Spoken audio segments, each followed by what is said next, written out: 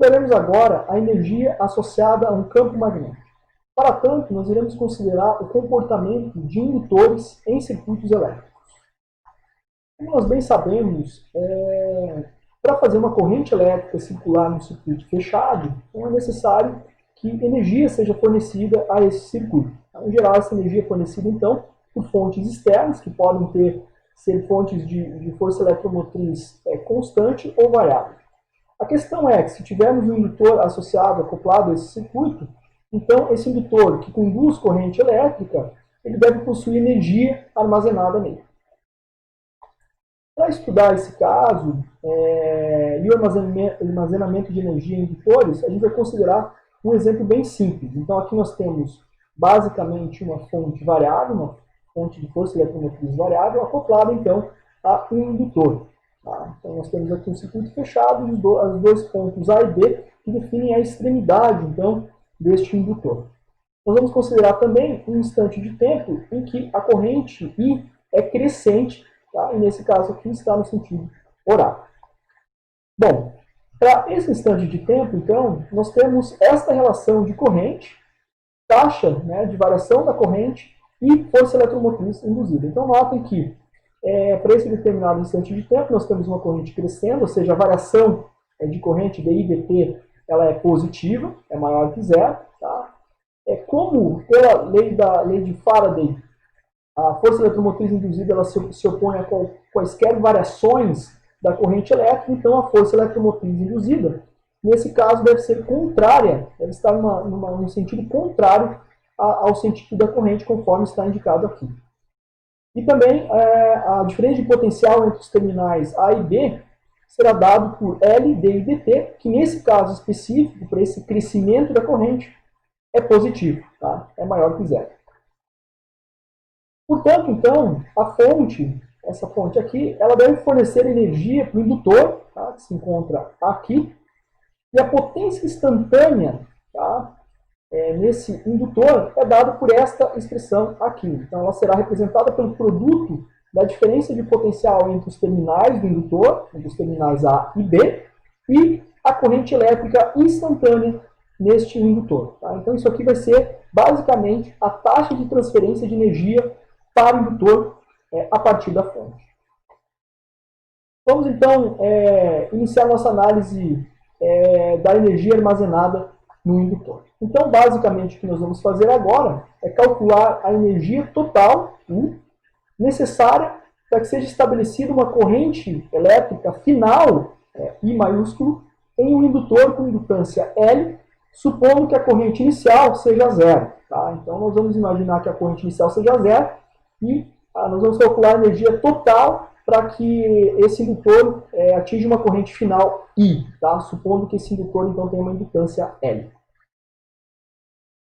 Nesse caso específico, nós vamos então, para simplificar as nossas contas, supor que a resistência do indutor seja nula, tá? Então esse indutor ele não vai dissipar nenhum tipo de energia por efeito Joule, tá? Então não há nenhum tipo de energia dissipada. Então vamos considerar aqui o nosso caso de corrente crescente, com todos aqueles parâmetros que foram mencionados anteriormente. Então nesse caso, sabemos que a taxa de transferência de energia para o indutor é dado por essa expressão aqui, conforme mencionado no slide anterior. Substituindo então a diferença de potencial entre os terminais do indutor na equação da potência, nós encontramos essa nova equação que relaciona a potência com a taxa de variação da corrente, com a corrente elétrica instantânea e com a indutância desse indutor. Nós também sabemos que a potência ela pode ser definida como a taxa de variação da corrente, da energia no tempo. Tá? Então a energia dU fornecida ao indutor durante um intervalo de tempo infinitesimal dt, ela pode ser reescrita a partir desta equação aqui. O que nós vamos fazer agora, então, é substituir o nosso valor anterior, a nossa expressão anterior, para o que encontramos anteriormente para a potência, tá? Em termos da indutância, corrente instantânea e a taxa de variação da corrente, e substituir, então, esta potência na expressão acima. Tá? Fazendo essa substituição, então, relacionando essas duas equações, nós encontramos essa nova equação aqui, que relaciona agora a energia, né, durante o intervalo de tempo infinitesimal, que é fornecida ao indutor, com a indutância desse indutor, a corrente elétrica instantânea, tá, e o elemento infinitesimal de corrente. Para encontrarmos, então, a energia total fornecida, enquanto a corrente ela aumenta de 0 até um valor final I maiúsculo, então o que nós temos que fazer agora é basicamente integrarmos este dU aqui, tá? Nesses intervalos aí que foram mencionados. Então, efetuando essa integral de 0 a I maiúsculo, que é a corrente final que a gente está considerando, então nós encontramos esta expressão aqui. Então, notem que aqui esse U é a energia armazenada, né, no indutor, a energia total armazenada no indutor, L é a indutância desse indutor, e I é a corrente final. Lembrando que essa expressão foi obtida sem considerar nenhum tipo de dissipação de energia no sistema, no indutor. Notem que depois que a corrente atinge seu valor estacionário final, I maiúsculo, deixa de haver qualquer tipo de variação de corrente. Então,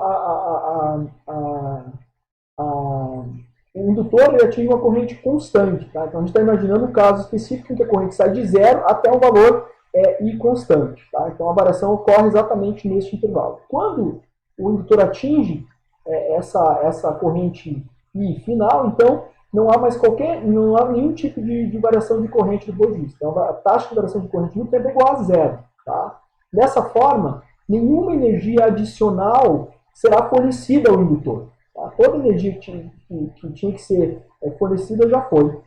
E além disso, então, a energia armazenada será exatamente este valor aqui, tá? Calculado aqui em cima, foi reescrito aqui embaixo.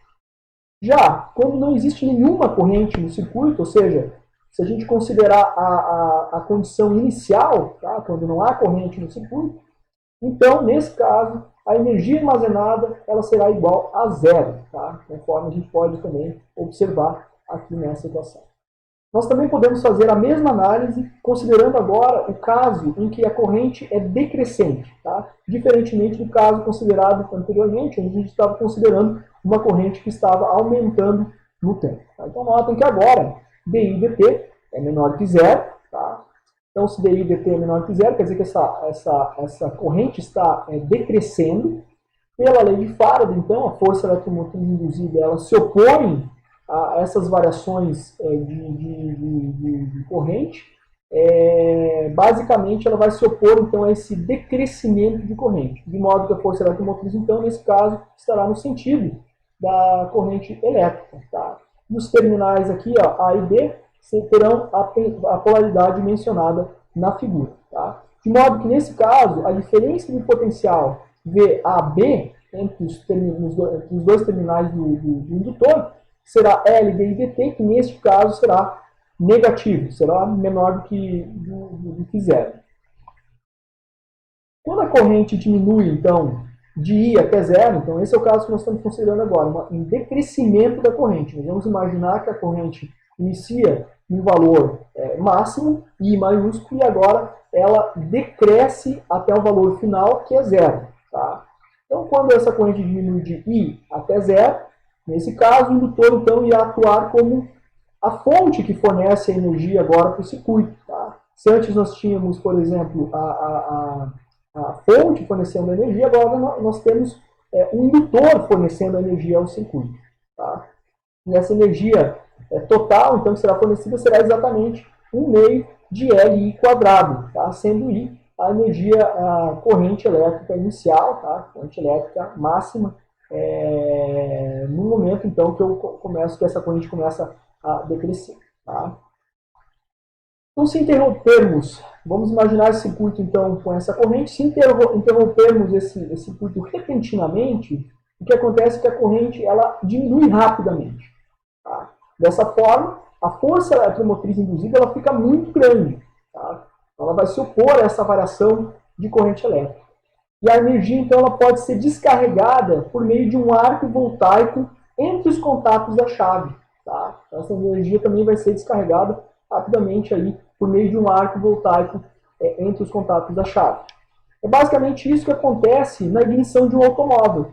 Tá? Então, a energia necessária para produzir a ignição de um automóvel, ela vai ser proveniente da energia do campo magnético armazenado na bobina de ignição. Tá? Então, a grosso modo, é esse fenômeno que a gente vai encontrar aí na ignição de um automóvel, que está ilustrado aqui nesta figura aqui.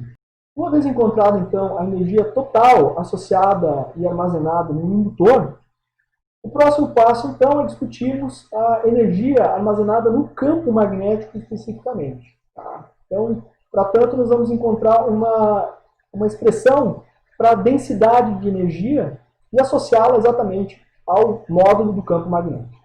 Tá? Então, a energia em um indutor ela será armazenada no campo magnético em seu interior. Tá? Isso será análogo ao que aconteceu lá no capítulo 4, quando foi estudada a energia armazenada no campo elétrico a partir do estudo de capacitores. Tá? Então, foi observado naquele capítulo que a energia elétrica ela é armazenada no campo elétrico entre as placas do capacitor. Então, aqui nós vamos fazer algo análogo. Então, para encontrar essa energia associada, só que agora ao campo magnético, nós vamos realizar um procedimento completamente análogo àquele que foi adotado, então, no capítulo 4, tá? Para o cálculo da energia associada ao campo elétrico. Para tanto, nós iremos considerar aqui uma configuração de um sistema, de um solenoide toroidal ideal. Tá? Então, nós já estudamos esse sistema em aulas anteriores. Tá? Aqui está o nosso solenoide toroidal. Essa imagem não é realística, tá? No nosso solenoide ideal, o espaçamento entre essas voltas é bem pequeno. Tá? O número de espiras, então, desse solenoide é N. Tá? A é a área de seção reta do solenoide e R é o raio médio desse solenoide. Nós também vamos considerar que a área de seção reta do solenoide ela vai ser suficientemente pequena para que a gente possa considerar o campo magnético constante ao longo dessa área. Tá? Então, é isso que a gente vai considerar. Nesse sistema específico, então, o campo magnético vai ficar completamente confinado em uma região finita do espaço e no interior do núcleo desse solenoide toroidal ideal. Tá? Então, vai ser um sistema bem interessante para a gente estudar aí, encontrar uma expressão para densidade de energia e associar essa energia ao campo magnético. Vamos então partir da equação encontrada anteriormente, que é a equação da energia total armazenada no solenoide. E vamos construir essa equação agora, vamos reescrever essa equação para o nosso caso específico no solenoide toroidal com uma corrente elétrica I. Tá? Então aqui está o nosso sistema. Essa expressão para a energia total que foi encontrada no início dessa aula. De acordo, então, com o resultado obtido em uma aula passada, onde nós calculamos a indutância, tá, de um solenoide toroidal, nós encontramos, então, essa expressão para a indutância. Tá? Então, essa vai ser a indutância para este sistema aqui. O que nós vamos fazer agora é associar essas duas equações, tá? A equação da energia total armazenada no indutor, e considerar a simetria, então, desse condutor, no nosso caso, o solenoide toroidal. Então, relacionando as duas equações, tá? Ou substituindo este valor de L aqui na expressão da energia total, nós encontramos esta equação aqui. Então, essa energia total para este sistema específico. A densidade de energia, U minúsculo, ela será a energia total do sistema dividido pelo volume, tá, desse sistema em questão. Então, aqui nós temos a energia total e o volume desse solenoide toroidal será 2πRA. Substituindo, então, os valores, as equações da energia total associada a este solenoide toroidal especificamente e o volume do solenoide toroidal na equação da densidade, escrita aqui acima, então nós encontramos essa nova expressão aqui. Uma expressão que a gente pode reescrever, então, e que irá culminar na nossa equação 1. Tá? Então, essa aqui será a densidade de energia para este solenoide toroidal. Nós também podemos expressar, então, este resultado da densidade de energia em termos do módulo do campo magnético. Então, Para fazer isso, a gente precisa, primeiramente, calcular o campo magnético associado a esse sistema. Então, para calcular esse campo magnético, isso também já foi feito, né, em outras aulas, a gente vai aplicar a lei de Ampère. Então, aplicando a lei de Ampère aqui, a gente consegue facilmente encontrar o campo magnético no interior, aqui no núcleo desse solenoide. Tá? E esse campo magnético, então, ele está representado aqui. Tá? Ele vai ser a permeabilidade magnética do vácuo, considerando que não há nenhum tipo de material magnético permeando o interior, né, o núcleo desse solenoide toroidal, multiplicado pelo número de voltas do solenoide, a corrente que está passando por ele, dividido por 2πr, tá? Onde R é esse raio médio do solenoide. Reescrevendo a equação, então, nós podemos deixá-la assim. Tá? Elevando, então, os dois termos ao quadrado, nós encontramos esta equação aqui.